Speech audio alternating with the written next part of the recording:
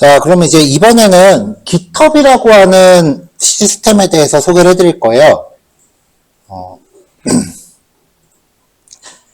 Git이라고 하는 시스템이 있어요. 통칭 소프트웨어 형상관리 도구라고 부르는데요. 쉽게 말하면 소스코드 전용 웹하드예요. 일단 이렇게 접근하세요.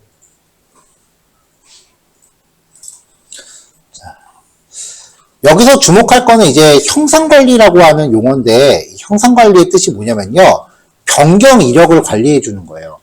누가 언제 어떤 소스 코드에 몇 줄 작성했는가, 그런 거를 세밀하게 다 추적을 해줘요. 그래서 대체로 팀 작업할 때, 팀 작업을 협업이라고 표현을 해요.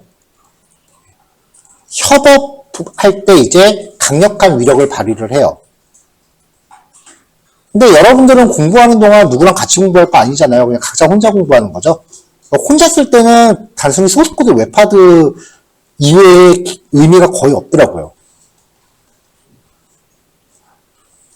자, 이 Git이라고 하는 걸 웹상에서 서비스하는 곳들이 몇 군데 있는데, 그 중에 대표적인 게 github.com이라고 하는 사이트예요. 몇 년 전에 마이크로소프트가 인수를 했고요. 전 세계 거의 대부분의 개발자들이 자기가 만든 소스코드를 여기다 업로드한다고 보시면 돼요. 전 세계에서 이용량이 가장 많아요. 그래서 어저께가 아니구나. 아까 오전에 5세대 프로그래밍 언어에 대해서 이야기했죠.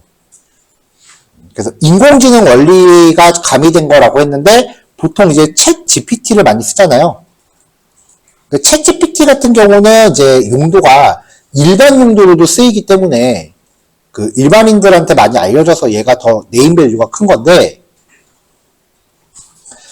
전 세계 거의 모든 개발자들이 여기다가 소스 코드를 올린다 그랬어요. 심지어 구글도 여기다 올리고요. 자기네 코드. 뭐 네이버, 카카오 하는 애들도 다 여기다 올려요.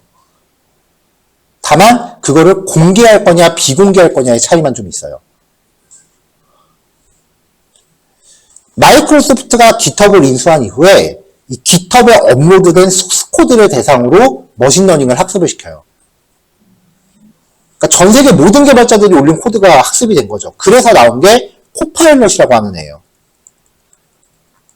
그러니까 프로그래밍 전용 AI인 거죠. 그래서 갑론을박이 되게 많았었어요. 챗GPT가 우월하냐, 코파일럿이 더 우월하냐, 갑론을박이 되게 많았었는데, 제가 써봤을 때는 챗GPT나 코파일럿 둘 다 비슷비슷해요. 근데 챗GPT는 무조건 그 사이트 가서 써야 돼.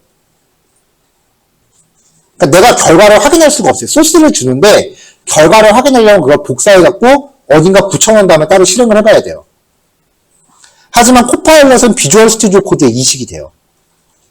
그래서 비주얼 스튜디오 코드상에서 바로 AI를 가동하고 결과를 내가 즉시 실행해 볼 수가 있어요. 한번 보여드려 볼게요. 이게 수업 중에는 오히려 방해가 돼서 제가 꺼놨는데,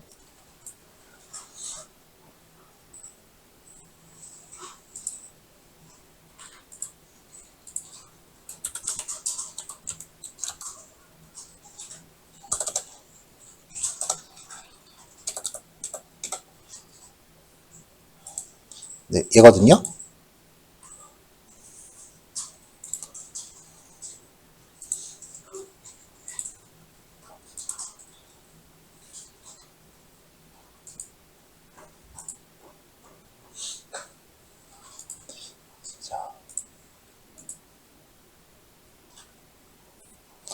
주석을 달아요. 뭐라고 달까요? 여기 벌써 지금 주석이 뭐라고 쓸지 이렇게 작성이 제시가 되잖아요. 여기서 탭키 누르면 이게 확정이 되거든요. 이게 지금 코파일럿이 벌써 제시해 주는 거예요. 아, 이거 공부했으니까 그 다음에 이거 공부할 차예요 라고. 여기다가 뭐 간단하게 1부터 100까지의 합을 구하는 프로그램을 짜 라고 엔터 딱 치면은 코드 한 줄씩 게시해 주죠.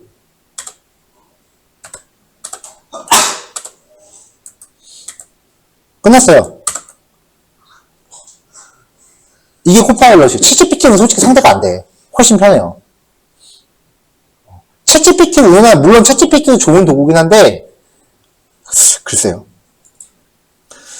자, 어쨌건 이제 우리는 이제 GitHub이라는 사이트와 연동을 해서 우리가 실습한 코드를 이제 웹하드에다가 업로드를 할 거예요. 그러면 이제 보통 우리가 웹하드 쓴다라고 하면 사이트 들어가서 폴더에서 파일 이렇게 드래그해서 올리는 거 생각하잖아요. 얘는 개발자 전용 도구라서 그렇게 안 해요. 명령어예요. GitHub 명령어를 쓰기 위해서 이제 Git과 연동하기 위한 프로그램을 깔아야 돼요.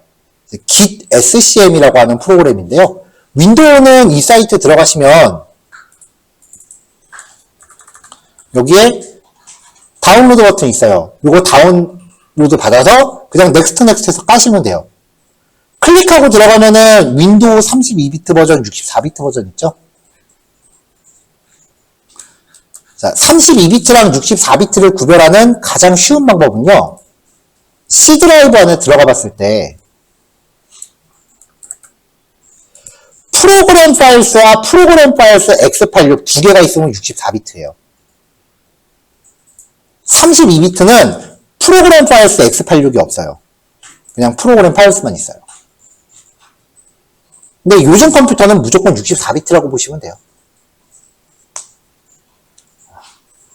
32비트랑 64비트의 결정적인 차이가, 이건 뭐 중요한 내용 아니니까 상식적으로만 알아두세요.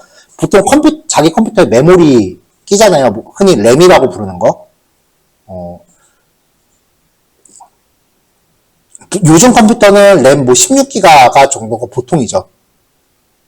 뭐 게임 좀 한다 하는 사람들은 더 많이 깔 수도 있고요. 저도 제 노트북에 64기가 끼고 있거든요. 그러면은 32비트인 경우는 램을 그렇게 많이 끼워도 3.2기가 이상 인식을 못해요. 3.8기가인가 3.2기가인가. 근데 64비트 윈도우는 램을 허용하는 용량, 그러니까 하드웨어에 낄 수 있는 만큼 다 인식을 해요. 그러니까 32비트를 쓸 이유가 없는 거죠, 요즘은. 자, 이거 32비트용 다운로드 받으신 다음에 64비트용 다운로드 받으신 다음에 말을 잘못했네요. 다운로드 되면은 실행해서 네, 이런 거 나와요. 뭐 그냥 인스톨 하시면 돼요. 계속 별거 없어요. 저는 지금 한 번에 넘어갔는데 얘가 중간중간에 뭔가 체크하는 게 되게 많이 나와요. 1도 체크 안 하면 넘어가셔도 돼요. 계속 넥스트만 누르세요.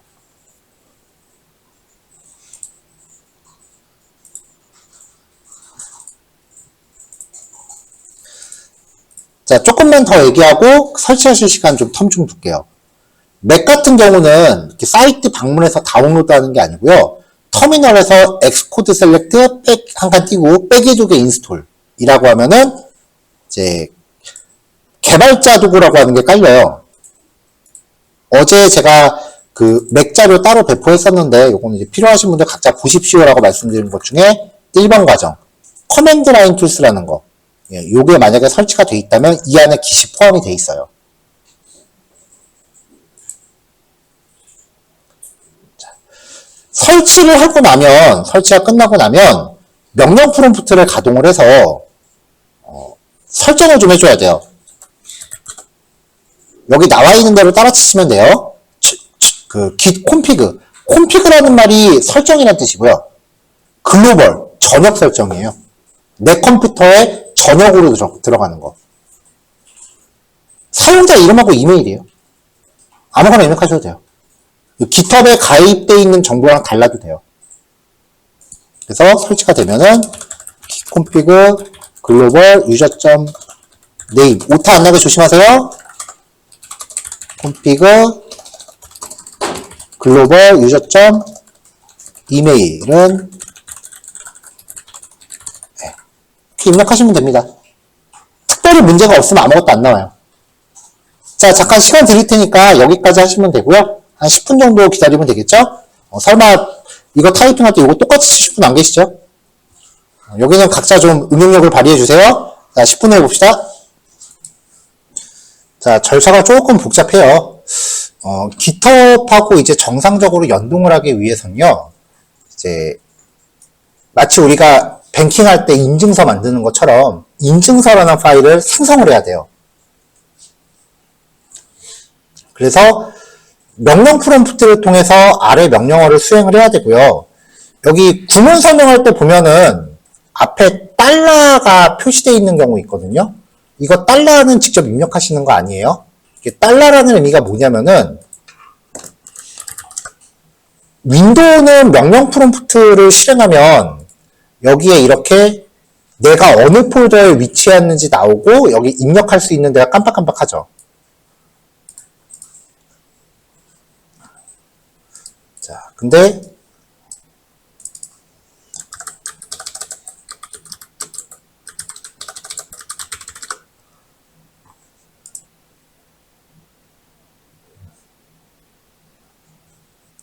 뭐 가장 대표적인 이미지가 좀 화질이 안 좋네.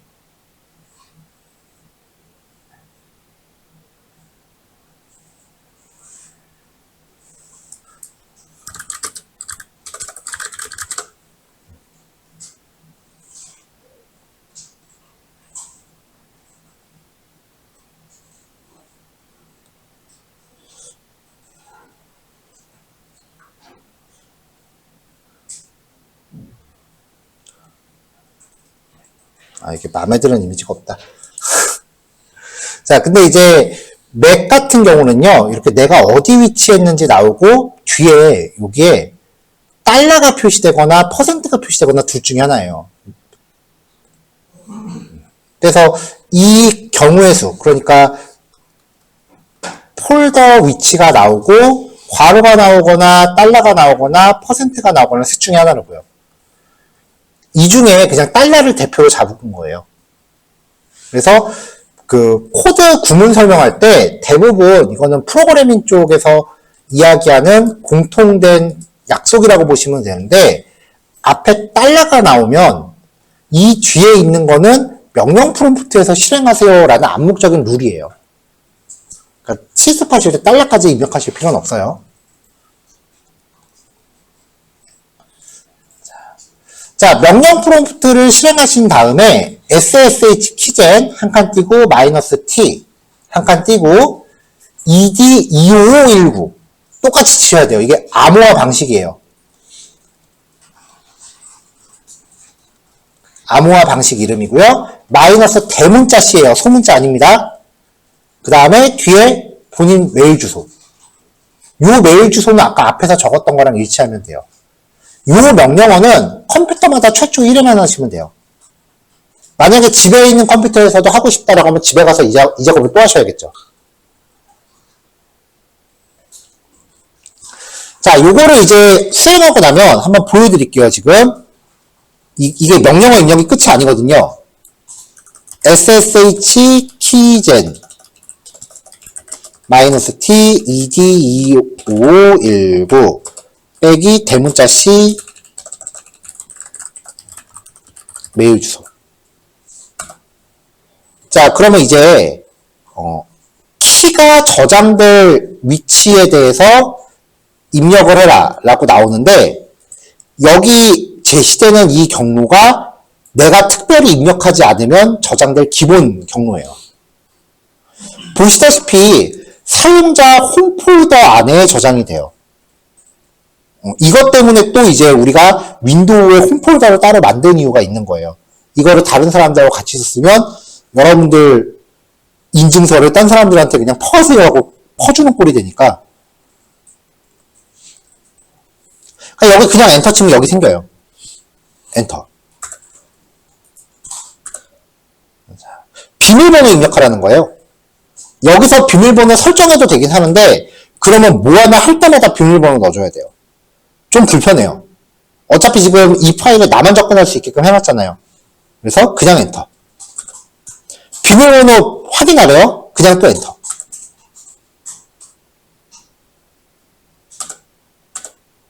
자, 계속 엔터만 치면은 이제 이상한 기호가 출력되는데 여기까지 하면 끝납니다. 이렇게 하고 나면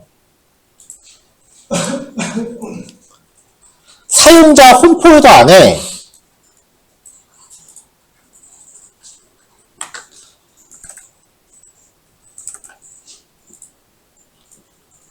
.ssh라는 이름의 폴더가 생깁니다.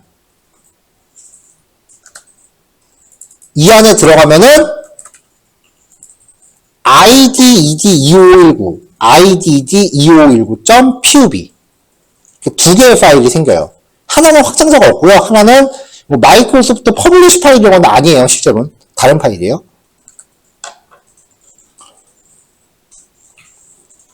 자, 확장자가 없는 파일을 일반적으로 서버키라고 부르고요. 확장자가 pub라고 있는 파일, 이걸 퍼블릭 줄인 거예요. 퍼블릭을 줄여서 그냥 pub라고 명시한 거예요. 공개키라고 불러요. 이 중에 이 공개키의 내용을 우리가 메모장으로 열어서 이 안의 내용을 이따가 진행할 GitHub이라고 하는 사이트에 등록을 해줘야 돼요.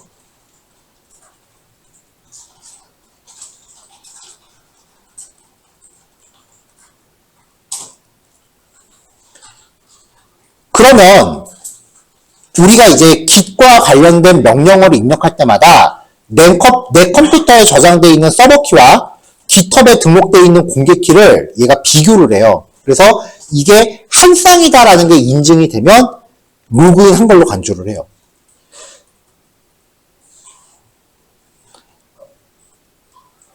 자, 이렇게 이제 키 파일을 만드시고 나면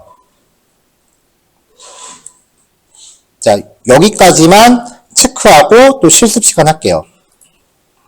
github.com이라는 사이트에 들어가셔야 돼요.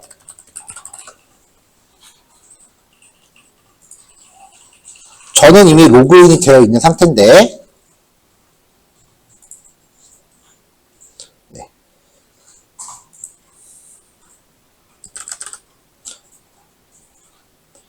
자, 처음에 접속하면 이제 사이트가 이렇게 나옵니다. 여기서 sign in과 sign up. sign up이 가입이에요. 여기서 입력하라고 하는 절차대로 제시해서 가입을 진행하셔야겠죠. 오늘 이 사이트가 처음이신 분들은요. 저는 이미 가입이 되어 있으니 가입 과정 입력 뭐 그렇게 많이 요구하지 않거든요. 그냥 쭉 따라서 진행하시면 되고요. 가입이 완료되면은 로그인도 하세요.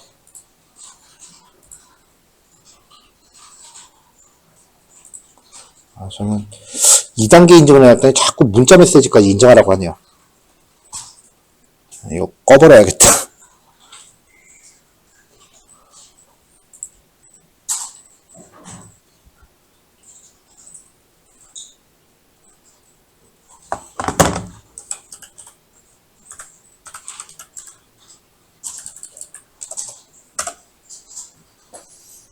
자, 이렇게 이제 로그인을 하고 들어오면은 뭐 나타나는 화면은 저하고 좀 달라도 상관없어요.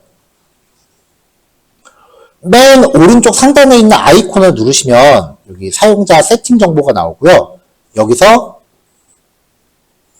세팅스로 들어가요. 그 다음에 왼쪽 메뉴 중에 SSHN GPG 키 얘를 눌러요. 저는 이미 그 키를 여러 개를 등록을 해놨어요.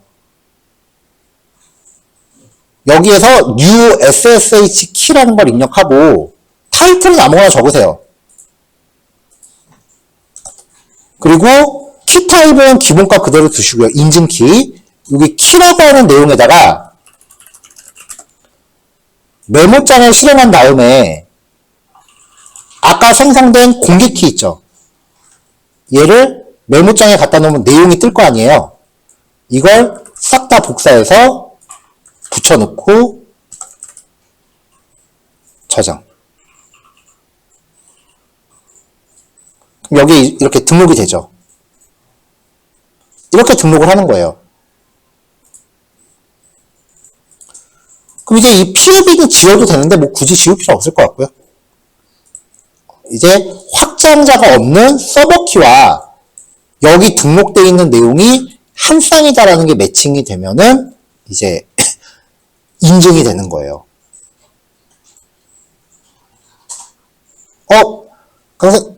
강사님 누가 제 컴퓨터에서 그 SSH 키 지운 것 같아요. 그럼 괜찮아요. GitHub 로그인해서 지워버리고 또 새로 만들면 돼요. 돈 드는 거 아니고 여러 개 만들어도 상관없어요.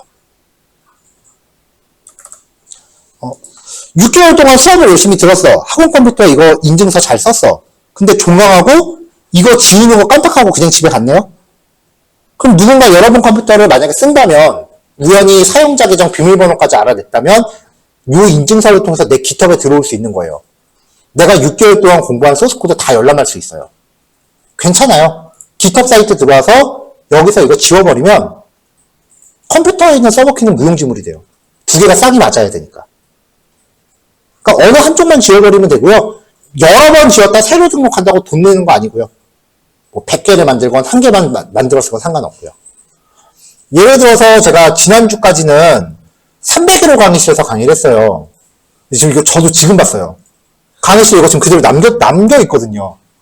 그럼 다른 강사님이 이거 들어올 수도 있다는 얘기죠. 여기서 지워버리면 돼요.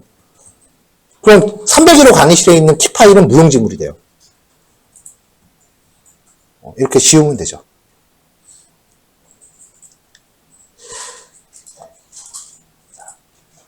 자, 여기까지의 내용을 이제 페이퍼로 보면, 로그인 한 후 화면 우측 상단의 계정 아이콘을 클릭해서 세팅스 메뉴를 선택한다.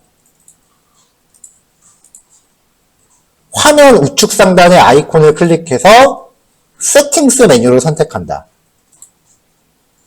그 다음에 페이지 이동은 왼쪽 메뉴에서 SSHN GPG 키 메뉴를 선택한다. 왼쪽 메뉴에서 SSHN GPG 키를 선택한다. 맞죠? 그리고 화면 오른쪽에 New SSH 키 버튼을 클릭해서 페이지를 이동한다. 그리고 New SSH 키 버튼 눌러서 페이지 이동한다. 타이틀은 아무거나 입력하시고 키 타입은 기본값 유지, 키는 ID ed2519.pov 파일의 내용을 복사 후 붙여넣는다. 메모장으로 열면 된다 그랬죠?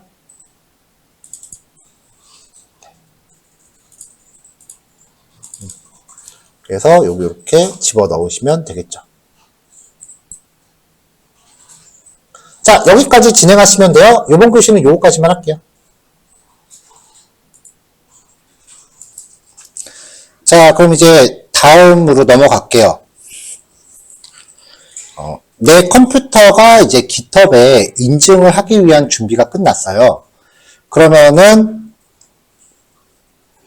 이제 GitHub 사이트에 저장소라는 단위를 하나 만들어야 돼요. 그 저장소라는 게 GitHub 사이트에 내 작업물을 업로드할 폴더를 하나 만든다고 생각하시면 될 것 같아요.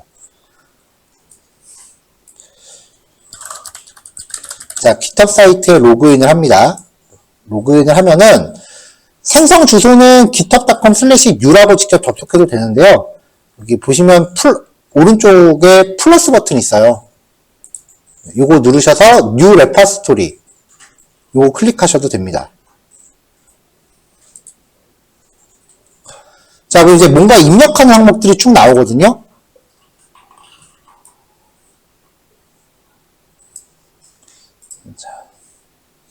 자, 여기에 입력하실 내용들 대략 필기를 좀 해놨는데요.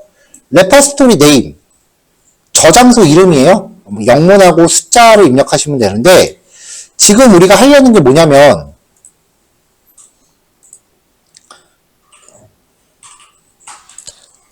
사용자 홈폴더에 이렇게 각자 자기만의 저장소를, 작업 폴더 만드셨잖아요. 여기에 과목별로 GitHub에다 폴더를 만들어서 과목별로 업로드를 할 거예요. OT 자료는, OT 폴더는 뭐 딱히, 따로 빼기는 뭐하니까 A 폴더에 같이 넣어놓읍시다. 저는 왜 폴더가 다 비었을까요? 자.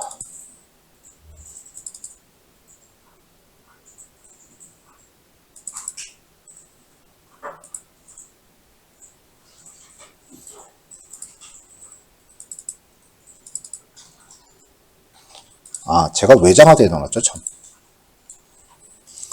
자, OT 폴더는 따로 빼기 뭐하니까 여기 A 폴더에다 그냥 같이 모아 놓을게요.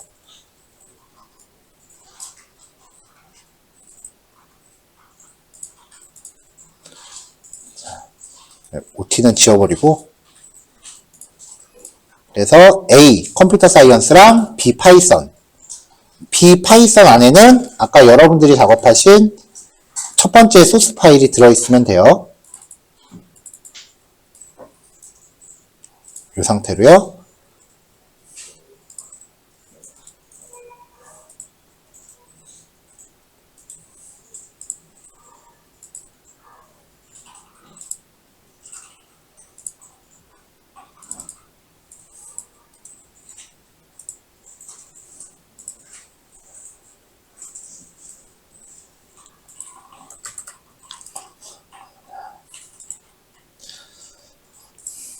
자, 레퍼스토리 네임은 여러분들이 임의로 정하시는 거예요. 그래서 과목 이름을 등록하시면 될 것 같아요. 저는 컴퓨터 사이언스라고 입력할게요. 그 다음에 디스크립션은 간략한 설명이에요. 옵셔널, 선택사항이라는 거예요. 원하시면 입력하세요.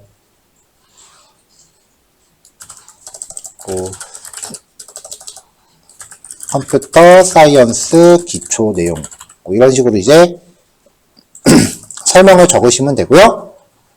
퍼블릭은 내가 이걸 공개할 거냐, 그럼 검색 엔진에 노출되고 아무나 다 들어와요.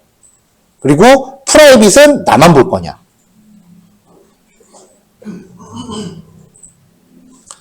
만약에 이게 전문 개발자 과정이라고 하면 웬만하면 퍼블릭으로 하세요라고 얘기를 해요.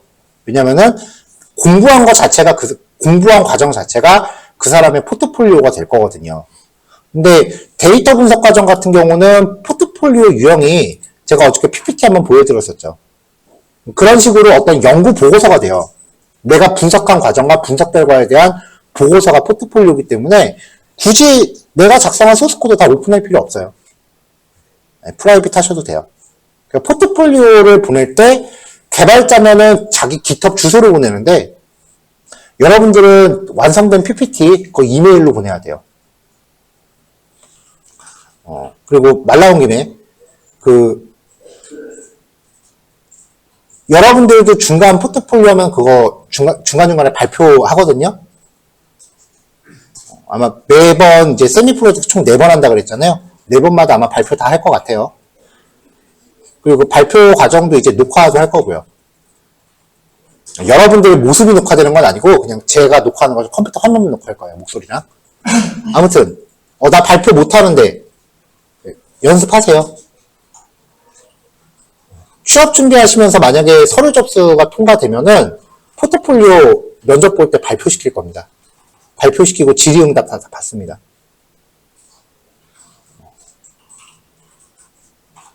발표하기 자신 없다고 빼는 거는 취업 포기하는 거나 마찬가지니까 그 발표 연습도 하셔야 돼요. 평상시에는 말 되게 잘하는데 발표만 하면 떠는 사람들이 있어요. 그런 거는 이제 제가 도와줄 수 없는 부분이니까 각자 연습을 좀 하셔야 돼요. add readme 파일이라고 하는 거는 이따가 눈으로 직접 보면 돼요. 이거 추가 안 해도 나중에 내가 수동으로 추가할 수 있으니까 뭐 체크하건 안 하건 지금 상관없고요. git ignore template .git ignore라고 하는 형식인데요. 이게 git ignore라고 하면 파이썬이 검색이 되나? 우리는 그냥 파이썬으로 선택하시면 돼요. 검색해서 파이썬 선택하시면 돼요. 이것도 이따가 생성되면 제가 보여드릴게요. 라이센스 유형. 여러분들이 만드신 이 실습 코드의 라이센스를 주장하실 거면은 하나 고르시면 되는데요. 이게 전부 다 오픈소스 라이센스이기 때문에 대부분 내용이 이거예요.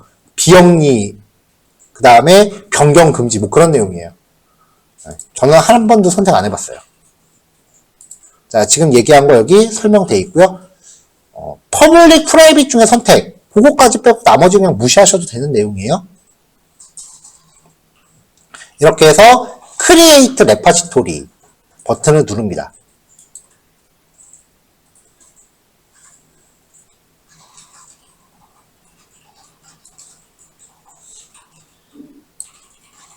자, 그럼 이제 git ignore 게 저는 파일을 만들었기 때문에 이렇게 git ignore라는 파일 하나가 등록이 되어 있는 거고요. 만약에 git ignore를 선택을 안 했다 라고 하면은 여기 출력되는 내용이 좀 더 복잡할 텐데 뭐 아무 상관없어요. 제가 git ignore 생성 안 하고 한번 만든 거 보여드려 볼게요. 이따가 지울 거니까 그냥 이름은 임시로 만들게요.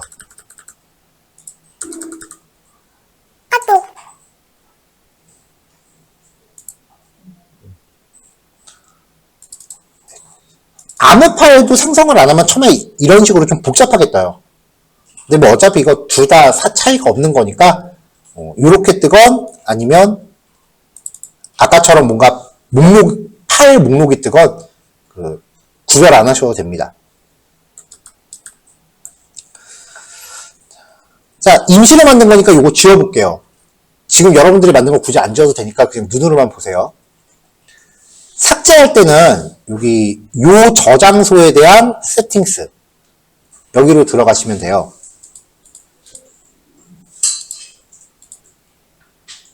그러면 설정하면서 맨 밑에 보면은 데인저러 존이라고 해서 딜리트 디스 레퍼스토리라고 있거든요. 삭제. 여기서 이걸 눌러요. 자, 난 지우길 원해요. 눌러요. 뭐 지웠을 때에 대한 뭐 주의문이 나와요. 이해했고 그래도 지울 거야. 눌러요. 그러면 승인하기 위해서는 요 문구를 타이핑하래요. 드래그도 안 돼요. 입력해요. 그럼 버튼 활성화되죠? 이제 누르면 삭제가 돼요.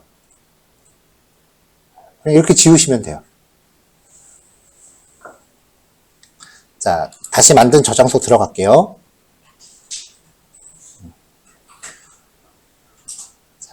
자, 이제 요 저장소에다가 내가 만든 파일들을 올려야 돼요. 그러려면 이제 여기에 주소를 확인해야 되거든요. 주소를 확인하려면 코드 버튼 누르시면은 주의사항 반드시 여기 밑에가 SSH로 선택된 거 확인하시고요. 왜냐면 이게 업로드 다운로드가 제일 빨라요. SSH로 선택된 거 확인하시고 이 주소를 복사를 하셔야 돼요.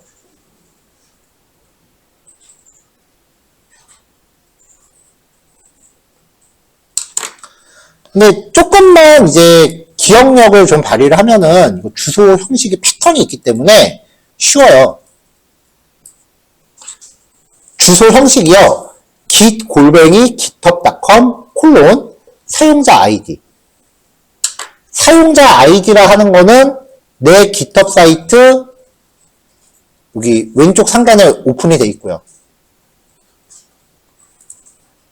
슬래시 저장소 이름 .git 요게 사이트 저장소 주소예요.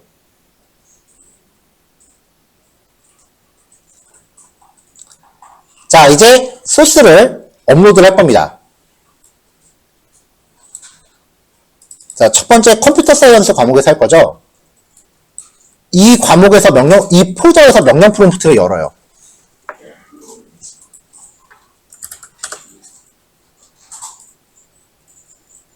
그 다음에 여기 명령어들 제가 쭉 적어놨는데 요거 이제부터 차례대로 보여드릴게요. 직접 해보실 시간은 따로 드릴 거예요. 처음에 git init라고 명령어를 씁니다. init라고 하는 게 무슨 뜻이냐면 initialization 줄임말이에요. 초기화라는 뜻이에요. 엔터. 자, 그럼 이제 빈 git 저장소가 초기화 됐습니다. 라고 메시지가 떠요. 지금 여기 폴더상에서는 변화가 없어 보이지만 숨긴 항목을 활성화시키면 .git이라는 폴더가 생겨요. 요게 있으면은 이 폴더가 git과 연결이 된 거예요.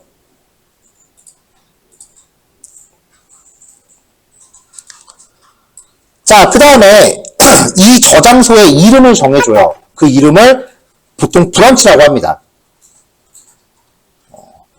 엄밀히 말하면은 브런치라고 하는 그 개념이 원래 단어 뜻이 가지잖아요.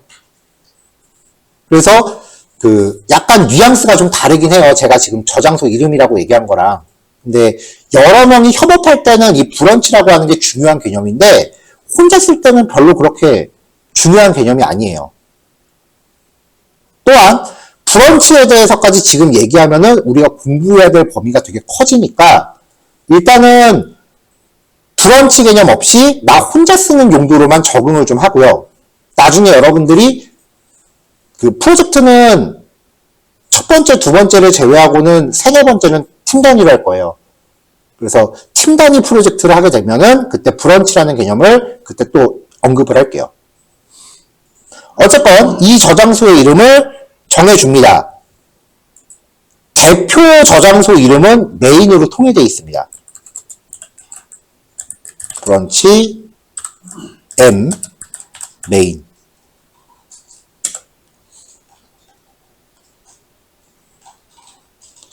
자, 그 다음에 내 폴더 안에 있는 파일들을 전부 다 업로드 대상으로 등록을 시킬 거예요. git add -a 추가할 거예요. 마이너스 대문자 a는 ul이라는 뜻이에요.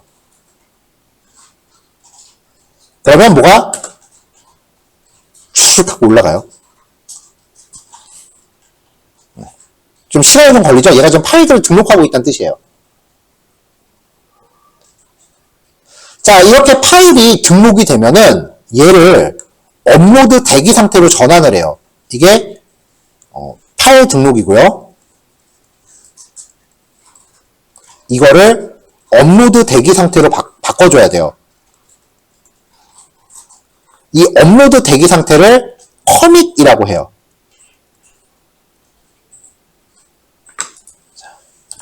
git commit -m 한 다음에 뒤에다가 이번에 업로드된 파일들에 대한 간단한 코멘트를 작성합니다.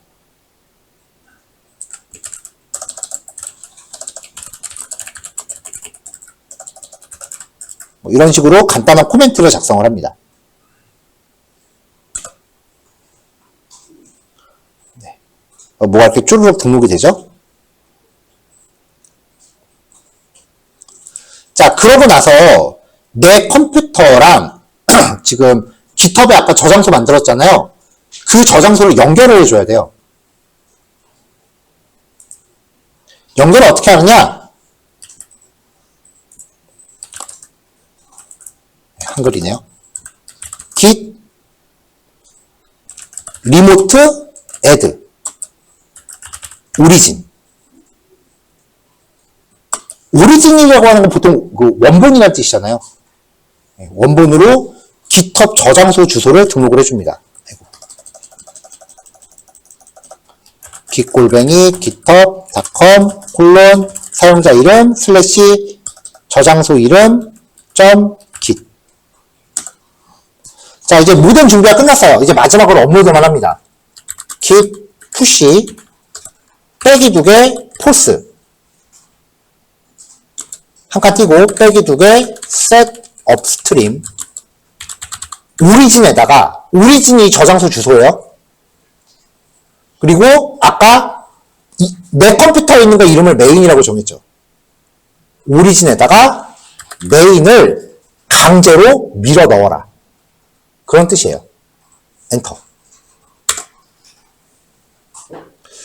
최초로 연동할 때는 정말 계속 하시겠습니까? 라고 물어봐요. yes 라고 입력하시면 돼요. 그냥 엔터 치면 안 됩니다. 그러면 업로드 과정이 표시가 되죠.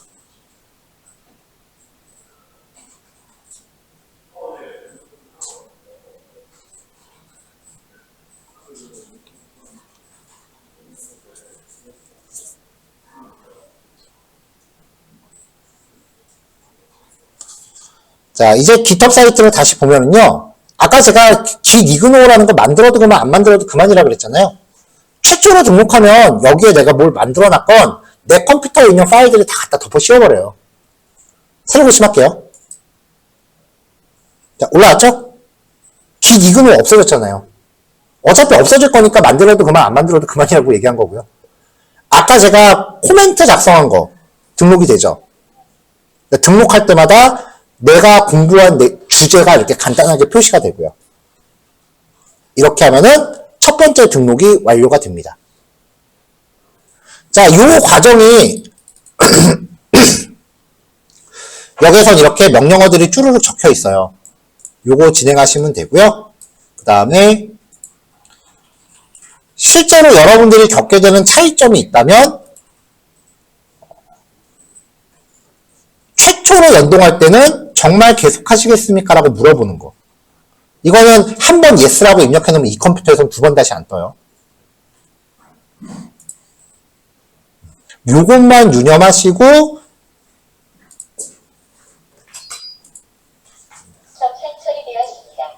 예, 요것만 유념하시고 요 자료에 있는 내용들, 요 명령어 A 컴퓨터 사이언스 폴더에서 순차적으로 한번 진행해 보시면 되고요. 만약에 A라고 하는 이름의 그 과목이 업로드가 다 됐다라고 하시면 파이썬이라는 이름의 저장소도 만든 다음에 같은 과정으로 또 오늘 실습한 거 올려보세요. 그럼 최종적으로 여러분들 저장소가 2개가 생기겠죠? 마지막으로 주의하실 게요. 이 GitHub이 무료로 써도 총 저장 용량은 무료예요. 무제한으로. 근데 파일 한 개당 50메가까지가 최대예요. 파일 개당 최대 용량은 있어요. 근데 프로그램 소스 코드 5메가 넘기도 힘드니까 뭐 PPT 파일이 아닌 PDF 파일이 아닌 이상은 크게 걱정 안 하셔도 되고요. 오늘 제가 여러분들 드린 파일이 50메가 안 넘을걸요, 아마. 많아야 2, 30메가 될 테니까 같이 올리셔도 상관없을 겁니다. 자, 그럼 최종적으로 저장소 2개 나오면 돼요. 요번 교시에 이거 실습해 보시고요. 잘 안 되시는 부분은 저한테 도움 요청하시면 가서 확인해 드릴게요. 자, 시작이요. 자, 대부분 이제 등록하는 과정에서 주소를 잘못 치는 경우가 꽤 많아요. 요 주소를 잘못 입력하면은 차라리 최초 등록할 때 아예 잘못했으면 그냥 클린하게 다 날려버리고 처음부터 다시 하는 게 깔끔하니까 이제 그렇게 가이드를 했는데, 만약에 잘 쓰다가 나중에 알고 봤더니 잘못된 주소를 쓰고 있었다. 이렇게 되면은 뭐 지금까지 올려버린 것도 날릴 수도 없고, 그쵸? 만약에 이 주소를 썼으면 이때는 주소를 강제로 바꿔야죠. 뭐. 어떻게 바꾸냐? 자, 제가 여태까지 git 폴더 날리고 다시 하십시오라고 답변 드린 분들도 해당되는 부분이긴 해요. 윈도우에서 숨긴 항목을 키면 git하고 연결된 경우는 .git이라는 폴더가 생긴다 그랬죠. 이 안에 들어가면은 이게 기본적으로 왜 숨긴 폴더겠어요? 함부로 건드리지 말라 그런 거잖아요. 이 안에 들어가면은 config라고 하는 이름의 파일이 있어요. 얘를 메모장으로 여세요. 메모장 실행하고 config라는 이름의 파일을 열면은 여기 주소가 기입이 돼 있을 거예요. 여기서 변경하시고 명령 프롬프트를 다시 가동시키시면 돼요.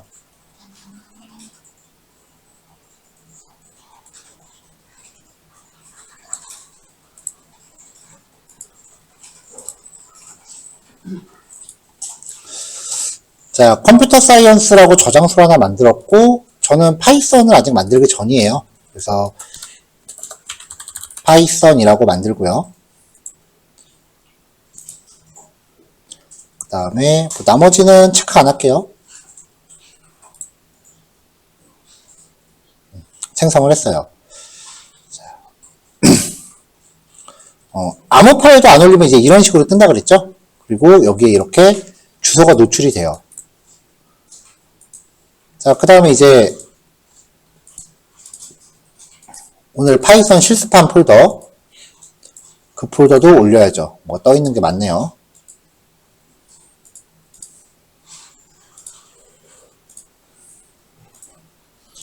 자, 파이썬 폴더도 명령 프롬프트 열고 git init git branch m main git remote add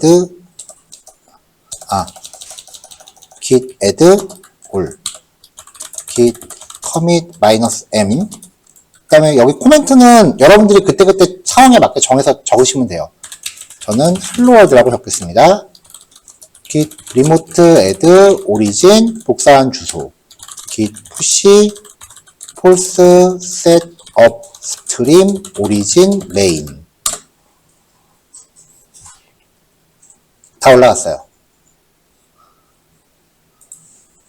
자, 그럼 이제 여기서 새로 고침하면은 또 코드가 올라가죠. 자, 깃허브에서 이 코드를 클릭을 하면 바로 열람이 돼요.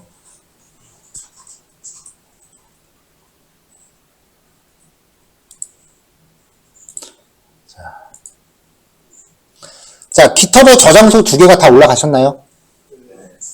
그러면 깃허브에 이렇게 저장소가 등록되면 이제부터 깃허브의 원본이에요. 아까 그 저장소 이름 뭐라고 했어요? 오리진이라고 했잖아요. 깃허브의 원본이에요. 여러분들 컴퓨터에 있는 거는 아무리 내가 최초 파일 생성을 내 컴퓨터에서 했다고 쳐도 한번 올라가면 여러분 컴퓨터에 있는 건 사본이에요. 그럼 원본이 멀쩡하면 사본은 지워도 돼요, 안 돼요? 되죠? 지우세요. 미련 갖지 말고 지우세요. 아까워하지 마세요.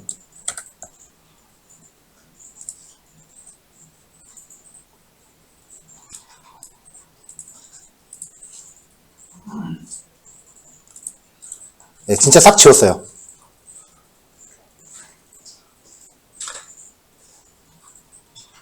자, 이제부터 지금 여기는 강의실이 아니라 여러분 집인 거예요. 집에 가서 학원에서 올린 거를 받아야 되는 상황입니다.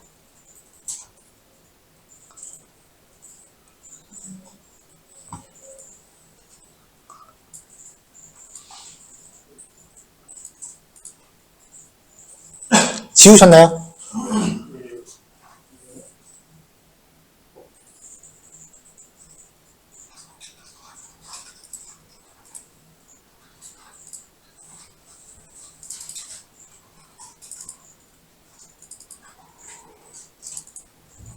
그럼 마크다운이고 깃허브. 네.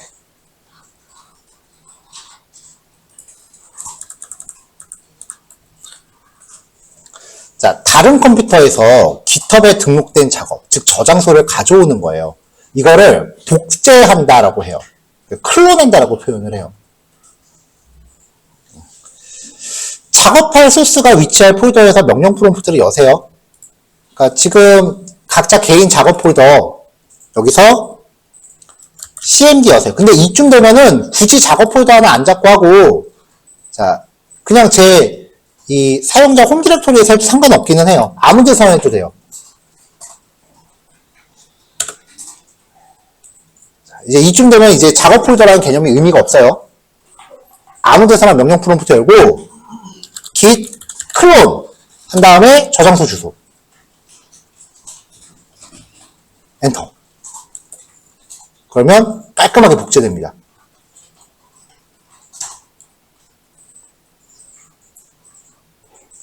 자, 이렇게 하면은요, 저장소 이름이 아까 파이썬이었잖아요.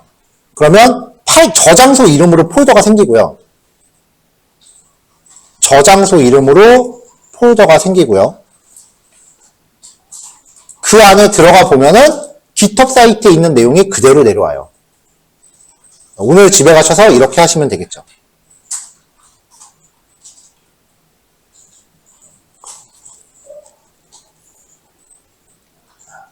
자, 집에 가서 이렇게 그 하나를 클론을 받았어요. 그렇다고 가정합시다.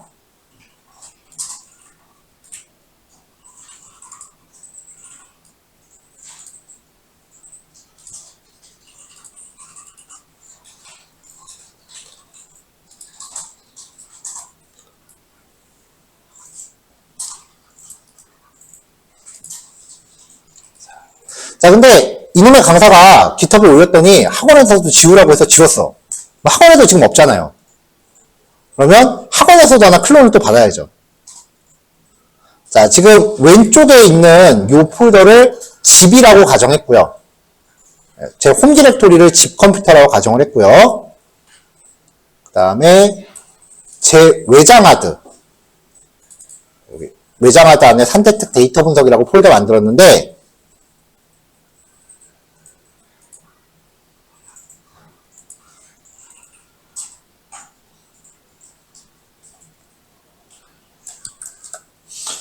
요 오른쪽에 있는 폴더를 학원이라고 가정할게요.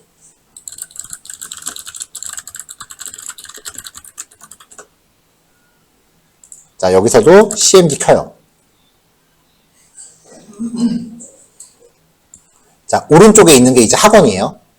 아, 왼쪽에 있는 게, 쏘리. 왼쪽에 있는 게 학원, 오른쪽이 집. 자, 헷갈릴 테니까 적어 놓읍시다. 학원. 여기는 집.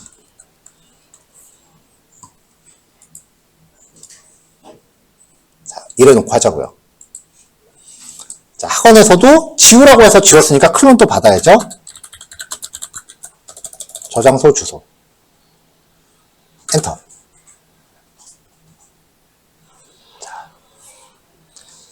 자, 그럼 양쪽이 똑같은 거예요, 지금. 양쪽이 똑같은 거예요. 오케이? 파이썬. 자, 이제 다음 날이 됐어. 내일이야. 그 학원에서 수업을 또 할 거 아니에요? 그럼 이제 학원에서 이제 수업을 하니까 비주얼 스튜디오 코드를 켜고 학원에서 이 파이썬 폴더를 비주얼 스튜디오 코드로 연 다음에 또 뭔가 실습을 하겠죠.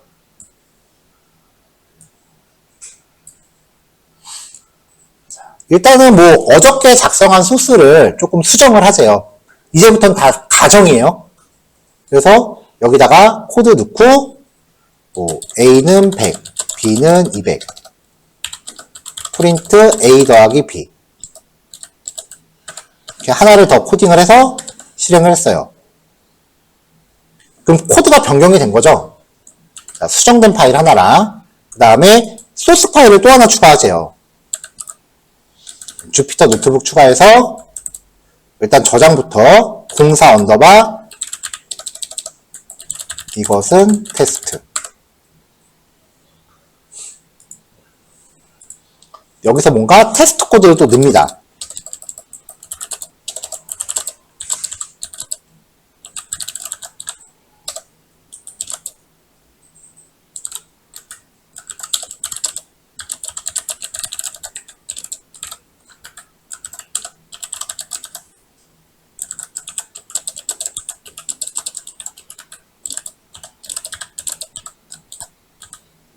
그냥 지금은 무슨 말인지 못 알아보겠지만 그냥 넣을게요. 자, 이 코드는 아이고 잘못 넣었네.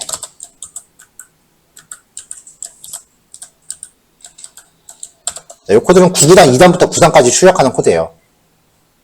자, 이렇게 해서 새로운 파일 하나 또 만들어졌어요.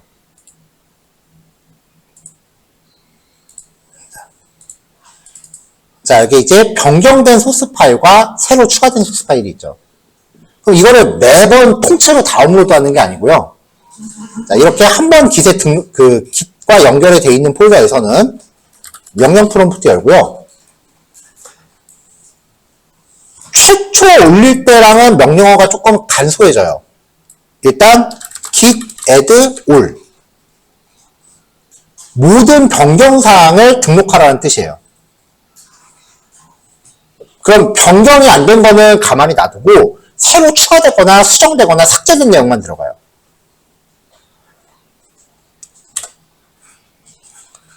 자, 그럼 여기 이 파일이랑 이 파일이 들어갔다라고 나온 거고요. 그 다음에 git commit-m 이것은 테스트. 그리고 마지막으로 git push 이번에는 강제 업로드가 아니에요. 그냥 변경된 커밋된 거, 즉 업로드 대기 상태가 된 애들만 깔끔하게 올려주면 돼요. push origin main. 그러면 업로드가 돼요. 자, 조금 더 해보자고요. 자, 이번엔 GitHub 사이트를 열어보죠. 슬러그 칠하면 자, 이것은 테스트라는 이름으로 파일 2개가 등록이 됐죠. 자, 이번엔 또 소스 파일 하나 만들어 볼게요. 05 언더바 뭐 헬로 하고 파일을 만들게요.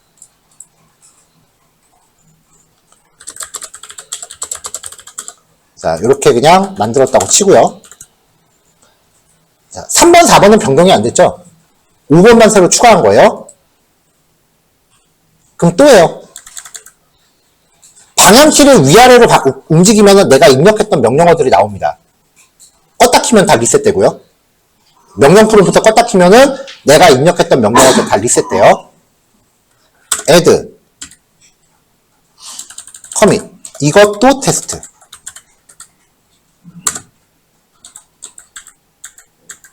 푸시. 자, add 할 때 보시면 3번, 4번은 안 건드려요. 변경된 내용만 건드리는 거예요. 매번 일괄 업로드가 아니라 바뀐 것만 골라서 처리하는 거예요. 그리고 여기 보면은 이것도 테스트. 변경사항에만 코멘트가 달리는 거죠. 자, 그럼 제가 그 학원에서 지금 기세 푸시를 2번 했죠. 이제 집에 왔어요. 수업 끝나서 집에 왔어. 오전에 한번 푸시하고 오후에 집에 가기 전에 한번 푸시해서 2번을 올렸다라고 가정을 한 거예요. 그리고 집에 왔어요. 집에서 명령 프롬프트를 가동을 해요.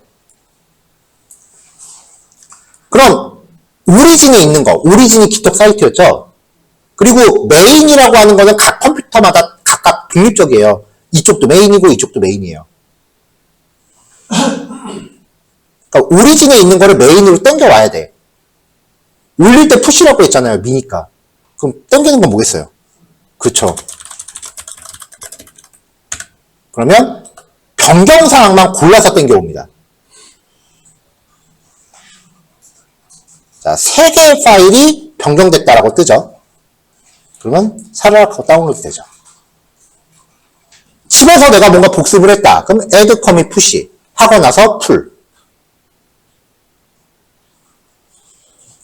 그리고 또 이제 학원에서 뭔가 작업을 했다. 그러면 또 add, commit, push 하고 집에 가서 pull. 이거를 계속 왔다 갔다 반복하시면 돼요.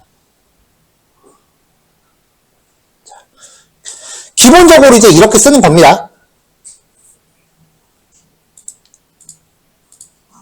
자, 그래서 현재 사용 중인 컴퓨터에서 작업한 내용을 GitHub에 전송하기, 작업 내역을 업로드 대기 상태로 등록, git add all, git commit m 간단한 메시지, 그리고 업로드 대기 상태 내용들을 GitHub에다가 전송.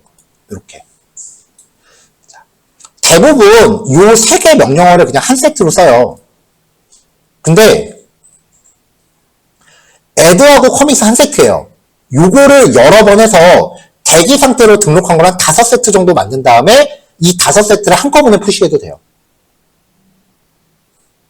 그러니까 예를 들면은 오전에 수업한 내용을 add, commit, push 해서 오전 거 싹 올리고 오후에 작업한 내용, 오후에 이제 실습한 내용을 집에 가기 전에 add, commit, push 해도 되고요. 오전에 실습한 내용을 add, commit 해서 업로드 대기 상태로 만들어 놓고 오후에 또 실습한 다음에 add, commit 해요. 그러면 대기 상태 2개가 되잖아요. 그럼 집에 가기 전에 한 번에 푸시해도 되고요. 자기 맘이에요.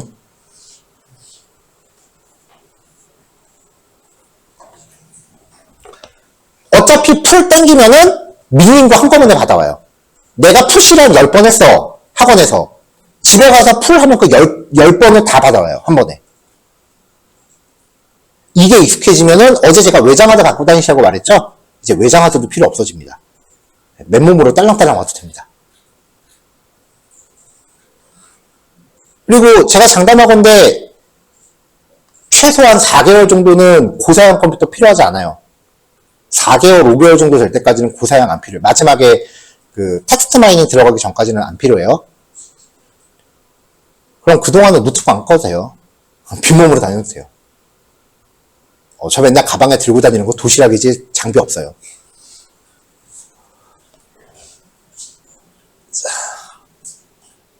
자, 이제 다른 컴퓨터에서 푸시한 내용 내려받기.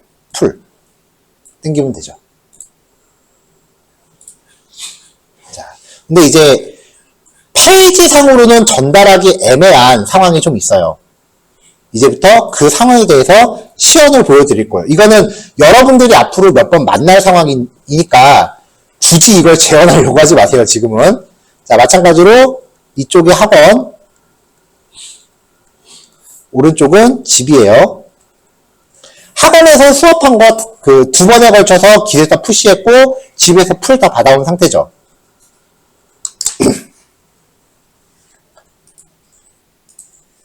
자, 이제 비주얼 스튜디오 코드로요. 집에 있는 폴더를 열게요. 자, 지금 비주얼 스튜디오 코드는 집이에요. 뭔가 복습을 하려고 집에 가서 여기 코드를 내가 임의로 뭔가 가미를 해서 수정을 좀 해봤어요. 집에서 학원에서 배운 코드 동영상 보고 주석으로 설명도 단 거야. 네. 뭐라고 이제 그 집에서 설명도 달고 마크다운으로 한 다음에 뭐 책 같은 거 뒤져서 여기에 있는 설명도 내가 나름 책에 다른 책을 참고해서 설명도 좀 달았어요. 가정한 거예요, 가정.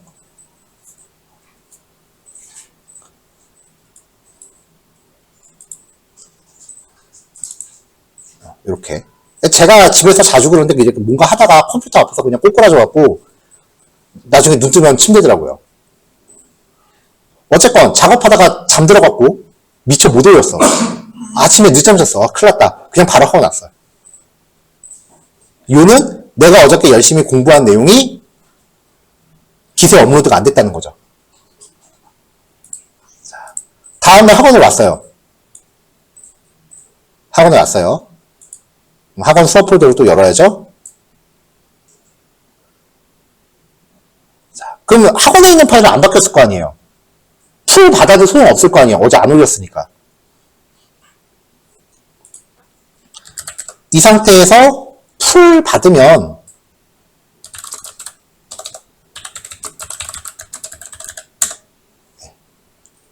아이고, 파이썬 폴더에서 해야죠.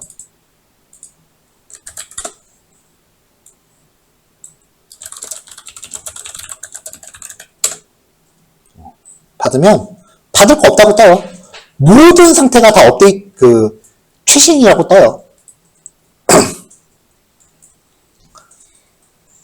자, 내가 어저께 5번 파일을 열심히 수정을 했는데 이놈의 강사가 남의 속도 모르고 이 파일 업데이트 하재, 업그레이드 하재. 뭔가 여기 내용을 막 추가하네요.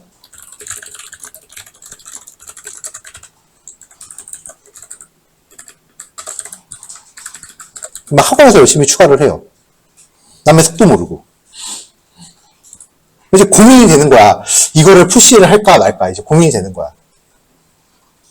이거를 푸시해서 집에 가서 풀 받는 순간 어떻게 돼요? 내가 어제 작업한 건 날아가는 거야. 그쵸? 그렇다고 이 파일을 버리자니 학원 수업 내용이 더 아깝고. 어떻게 하시겠어요?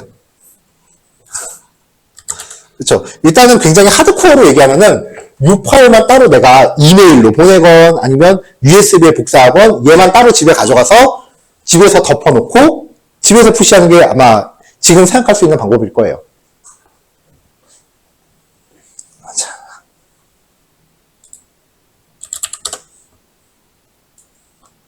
자, 학원입니다. 그냥 기세 올릴게요.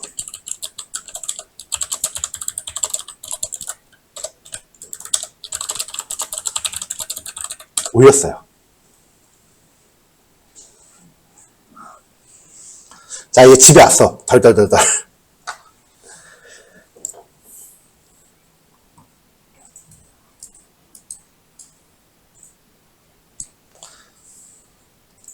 학원에서 작업한 이 파일을 편의상 A라고 하고요. 그 다음에 집에서 작업한 파일을 편의상 B라고 할게요. 시간의 순서대로 작성된 순서를 보면은 A를 최초에 작성하고 B로 수정을 한 다음에 끝났죠. 여기서 끝났죠. 그리고 이제 A가 한번 수정이 됐는데 그거는 B보다 나중에 수정이 된 거죠. 시간의 순서대로 보면. 이렇게 파생이 된 거예요. 근데 GitHub에 업로드된 순서로 보면은 A가 처음에 업로드가 되고 A1이 업로드 된 거죠. 그럼 이제 얘가 받으려고 보면 이걸 이걸 이제 받아서 보면은 그냥 덮어 썹니다. 어제 내가 공부한 건 날아가는 거야.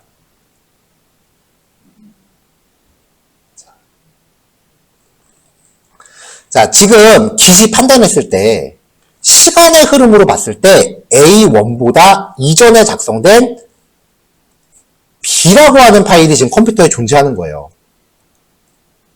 그래서 GitHub이 판단했을 때 이거를 그냥 덮어 써버리기는 애매한 상황이 돼요. 그 상황을 GitHub이 판단을 해요. 그래서 집에서 그냥 풀을 받으면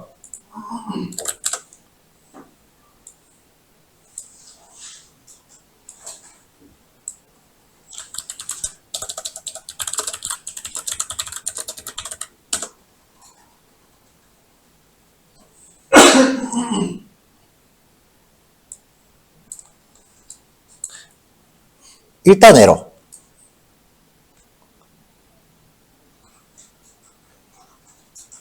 일단 뭔가 파일이 충분히 났다는 거예요.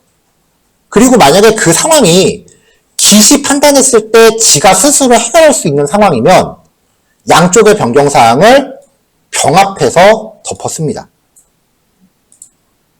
병합한다라는 게 뭐지거든요? 자, 집에 있는 파일 풀 받았더니 어떻게 되는지 봅시다.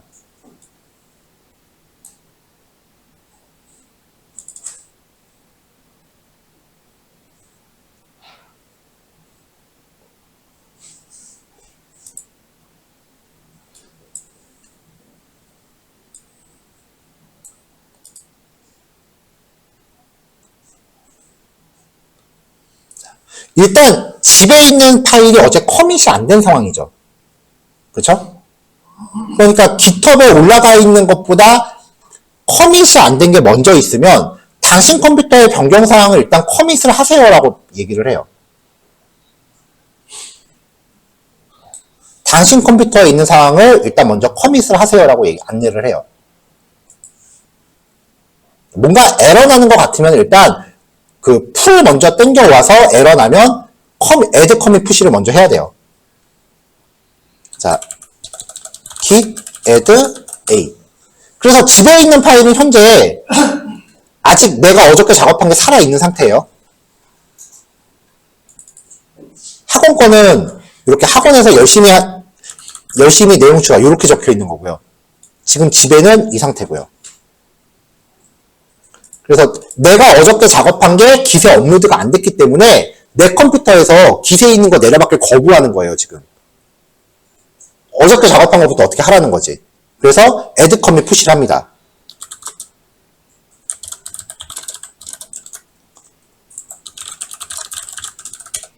자, 이제 푸시를 하면 내가 작업한 것보다 학원에서 작업한 게 더 나중에 작업된 거죠. 어제 집에서 작업하고 오늘 학원에서 푸시하고 집에 온 거니까. 그래서 푸시를 하려고 그러면 이미 최신 버전이 Git에 올라가 있기 때문에 Git이 푸시를 거부해요. 학원에서 올린 거를 덮어 쓸 수는 없잖아요. 그래서 에러가 나요, 이렇게. 지금 여기서 업로드 하려는 것보다 Git에 올라간 게 더 나중에 작업된 거니까 이 컴퓨터에 있는 걸 올릴 수가 없어요. 그러니까 이제 풀부터 받으래요.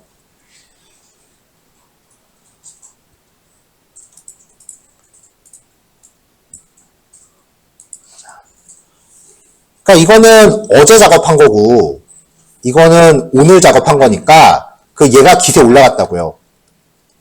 옛날 거를 덮어 쓰려고 그러면 Git이 막아버리는 거야.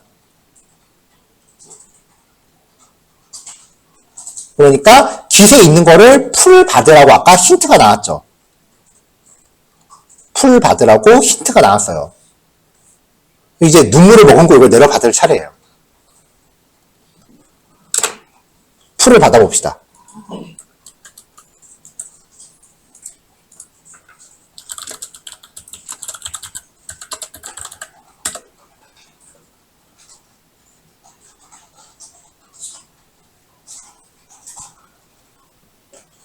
자, 풀이 뭔가 된 것 같긴 하네요.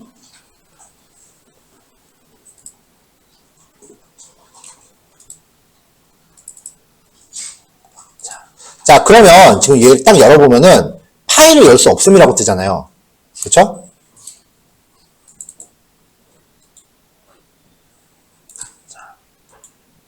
자, 이제 이거는 이제 주피터라서 그런데 여기서 이거를 더블 클릭하면은 주피터 상에서는 이상한 내용이 추가가 된 거라서 연결 프로그램으로 들어간 다음에 텍스트 편집기 기본값을 열어야 돼요. 그러니까 주피터의 오리지널 코드를 열어야 돼요. 이게 주피터 오리지널이거든요.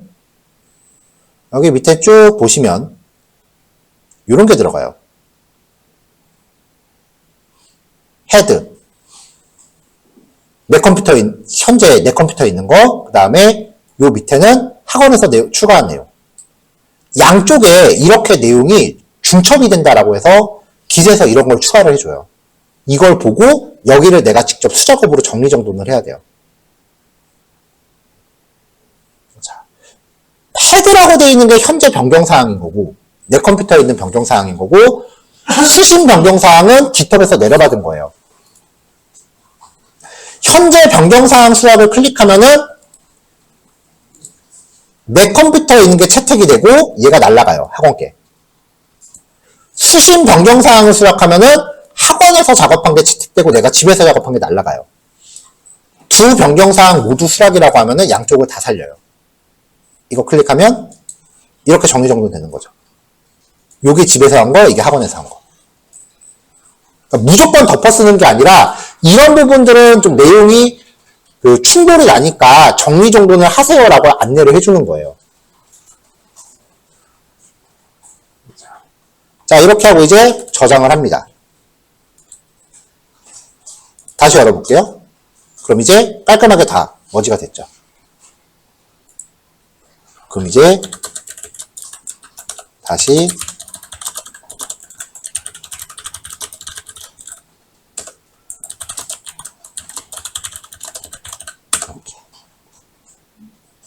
이렇게 하면 마무리가 돼요.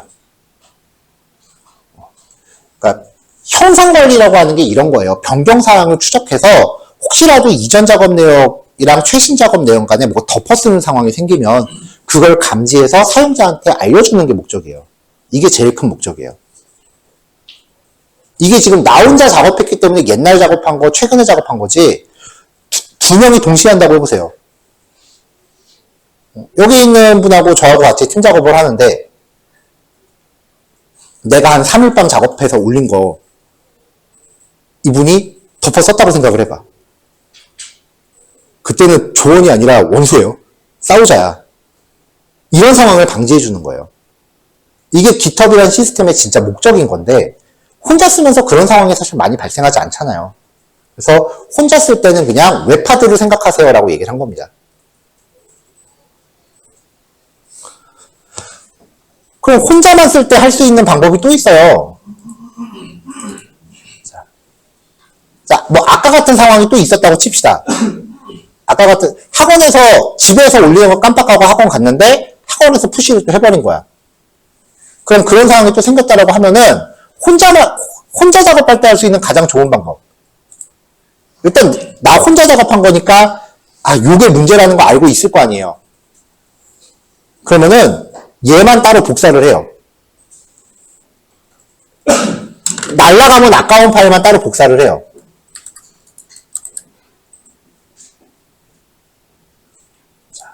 바탕화면에 날라가면 아까운 애만 따로 복사를 했어요. 그리고 깃허브에 있는 게 원본이라고 그랬죠? 그냥 미련 없이 지워요.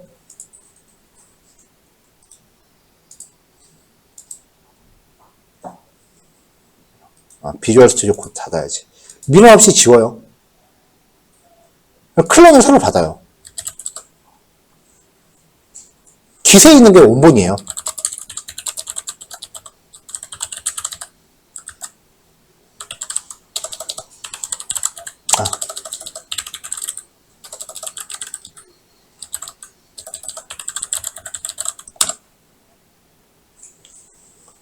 받아요.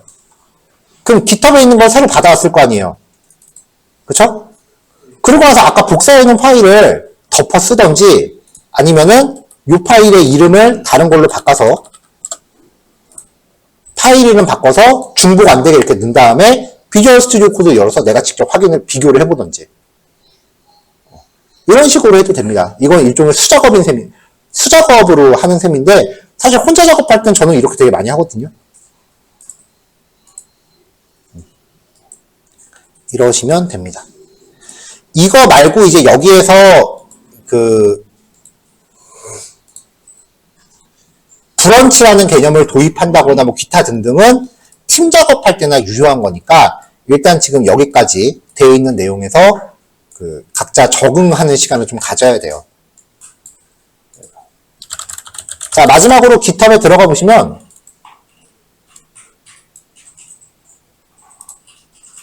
저는 이제 쓰고 있는 저장소가 꽤 많은데 자, 여러 번 작업하는 동안 이제 코멘트 작성한 게 이렇게 쭉 나열이 되잖아요. 그리고 이제 언제 등록이 됐는지도 나오고요. 이거 하는 동안 제가 총 6번의 커밋을 했대요. 얘를 클릭해 보면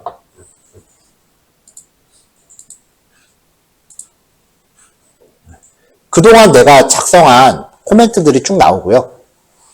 이 코멘트를 클릭하고 들어가면 어느 파일에 어디를 고쳤는지가 나와요.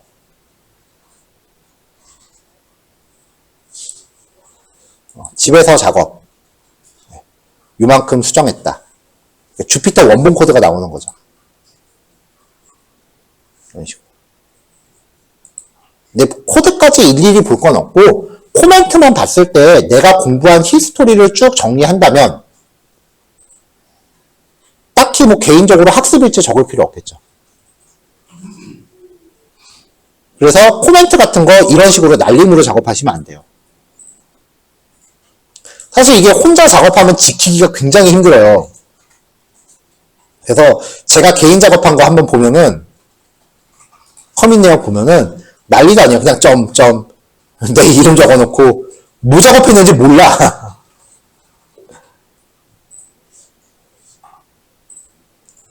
네, 이런 식으로 하면 안 돼요.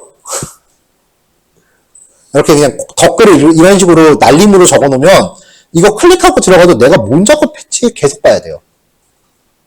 이건 파이썬 코드는 아니라서 좀 코드가 좀 복잡합니다. 그러니까 이 코멘트는 웬만하면은 반드시 내가 그날 했던 내용을 좀 가늠할 수 있게끔 정성껏 적으세요.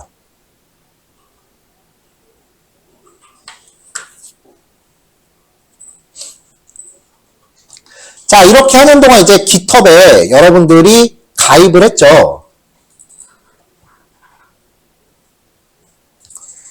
자, 어저께 비주얼 스튜디오 코드 깔고 몇 가지 기본 세팅을 했어요. 그쵸?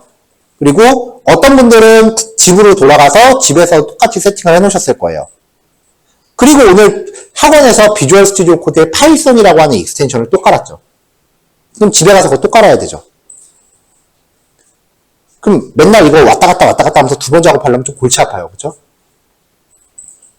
오늘 집에 가시면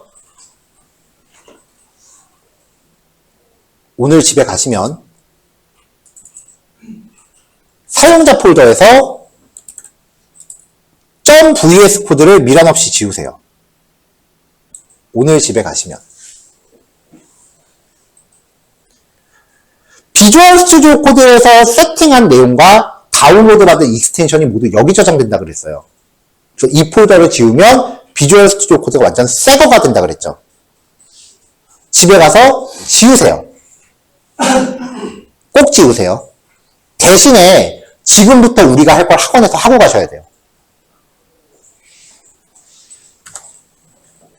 자, 저는 지울게요. 진짜 지울게요. 일단 비주얼 스튜디오 코드를 끈 상태에서 얘를 지웁니다. 용량 되게 커요.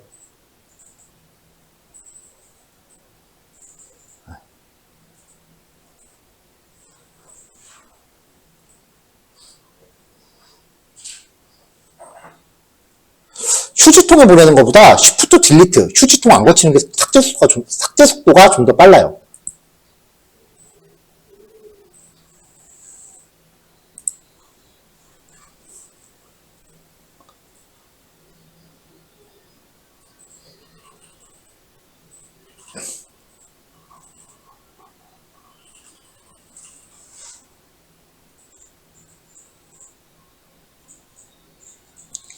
자, 지워지고 있어요. 에고 아까워라.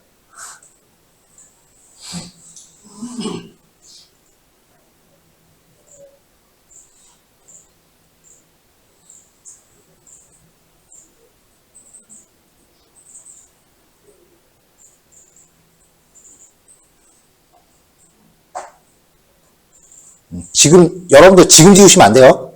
집에 가서 지우셔야 돼요.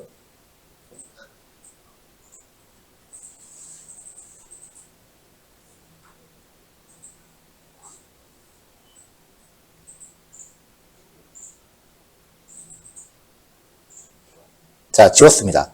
이제 비주얼 스튜디오 코드를 키면은 프로그램이 새거가 돼 있을 거예요. 킬게요.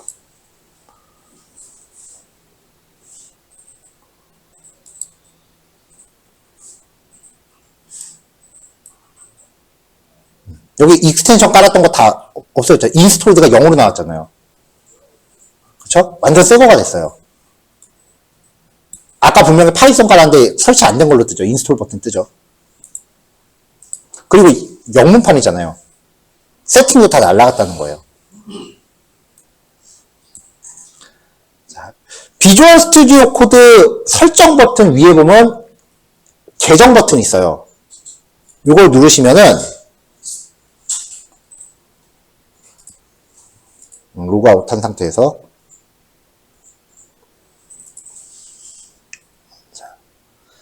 Sign to Sync Settings 한글판으로 치면은 이게 뭐 로그인해서 뭐 설정 동기화라고 뜰 거예요. 얘를 누르면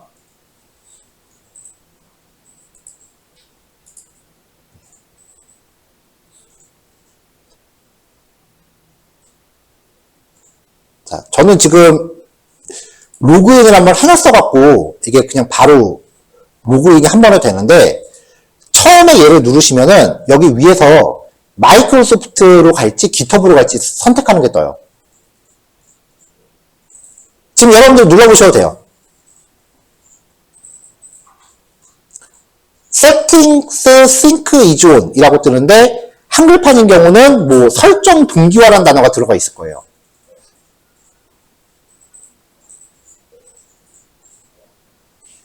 걔를 누르시면은 여기 화면 위에 깃허브인지 마이크로소프트닷컴인지 아마 선택하는 게 나올 겁니다. 나오세요? 거기서 깃허브를 선택하세요. 그러면 웹브라우저가 하나 뜨면서 만약에 깃허브 이미 로그인이 돼 있다라고 하면은 그냥 이렇게 허옇게 뜰 거고요. 아니면 깃허브 로그인 페이지가 한 번 더 나올 거예요. 로그인 하시면 돼요. 로그인 됐으면 다 되시면 되고요.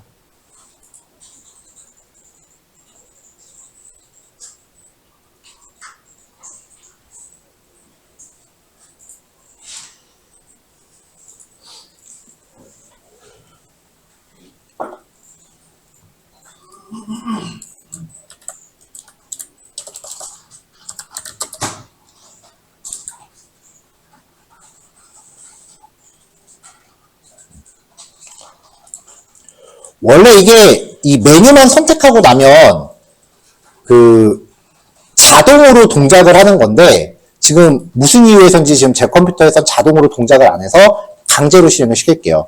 컨트롤 쉬프트 P 누르고 싱크라고 검색하면 세팅 싱크 나오라고 나와요. 싱크라고 하는 게 동기화거든요.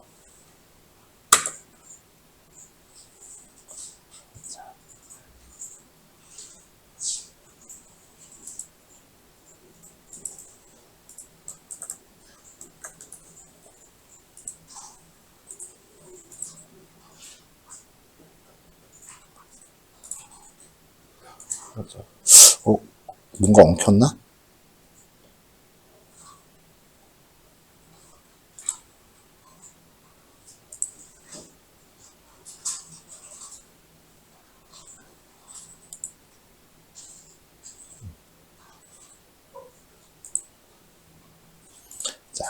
이렇게 하고 이 세팅 싱크라는 거를 활성화시키면은 여러분들 비주얼 스튜디오 코드의 상태가 전부 깃허브에 업로드가 돼요. 여러분들이 설치한 익스텐션이라던가 아니면은 그 설정 내용들이 전부 깃허브에 업로드가 돼요.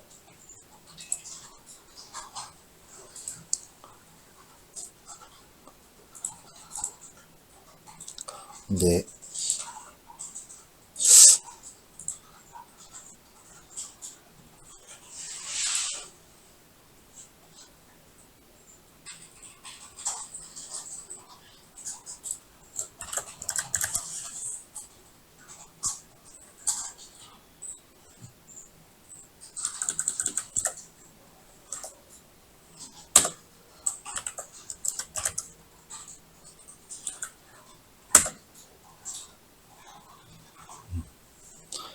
이게 상황을 보아하니 저는 삭제하고 다시 했잖아요. 그러니까 깃허브에 있는 걸 내려받을 줄 알았더니 삭제된 내역을 깃허브에 올려버렸네요, 지금 얘가. 에이, 망했다. 다시 깔아야겠네. 어쨌건 이렇게 진행을 하면은 이게 얘가 그 내 비주얼 스튜디오 코드의 상태를 깃허브에다 쭉 업로드를 하고요. 집에 가서도 세팅 싱크. 집에 가서 굳이 뭐 아까 .vs 코드 안 지워도 될 것 같아요. 이거 계정 버튼 눌러서 로그인한 다음에 동기화를 키면은 학원에서 설정한 게 깃허브에 올라갔다면 그걸 전부 다 자동으로 집에 내려받아서 세팅도 동기화 시킬 거예요. 그럼 이제 집과 학원의 경험이 완전히 똑같아지는 거죠.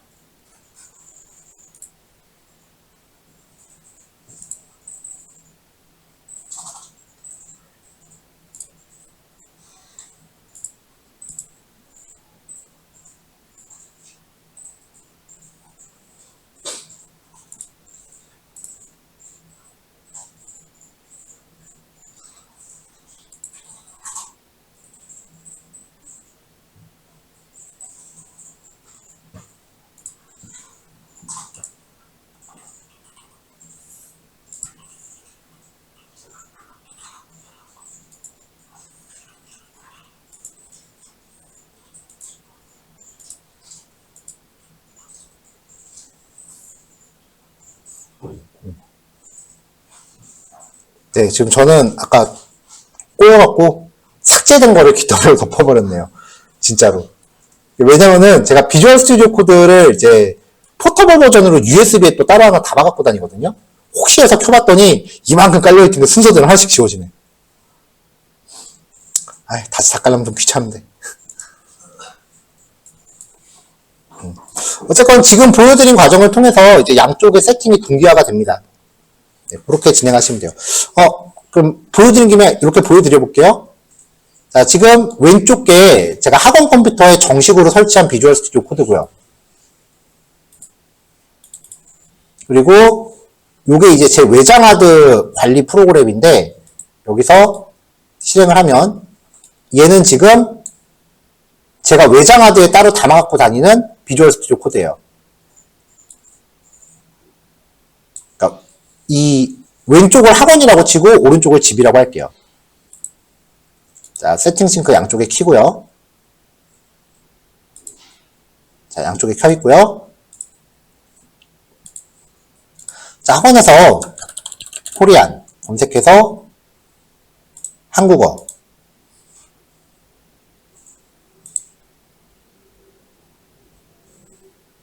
자, 깔았고. 그 다음에 파이썬 검색해서 설치했고,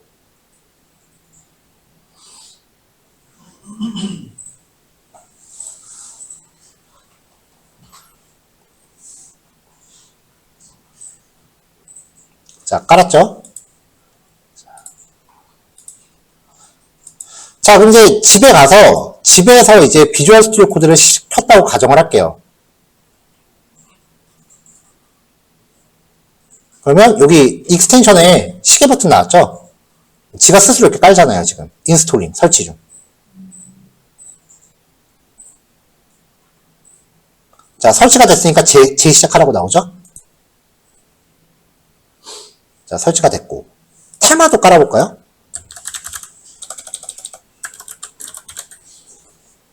네, 드라큘라 오피셜.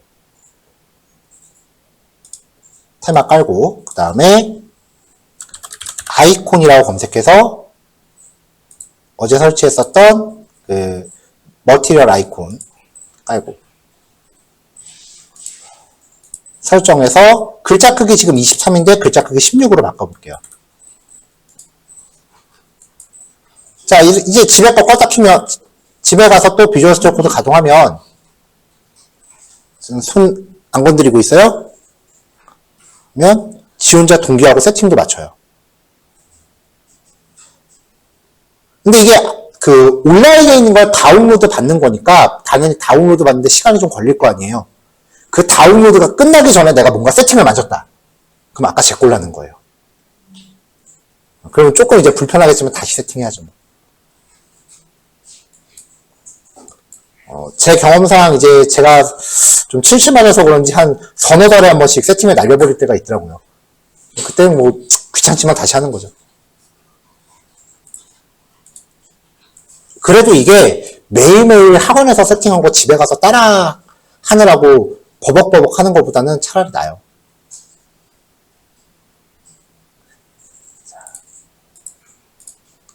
자, 뭐 여러 가지 내용들을 말씀드렸는데 이거는 차마 실습하기엔 좀 애매한 내용들이니까 앞으로 여러분들이 실제로 사용하시면서 경험을 하시면 될 거예요. 그리고 그 과정에서 꽤 다양한 그 시행착오가 나올 거예요. 그거는 이제 그때그때 같이 해결하기로 하고요. 만약에 집에서 문제 생겼다. 그때는 뭐 스크린샷 찍어갖고 다음날 가지고 오셔야 돼요.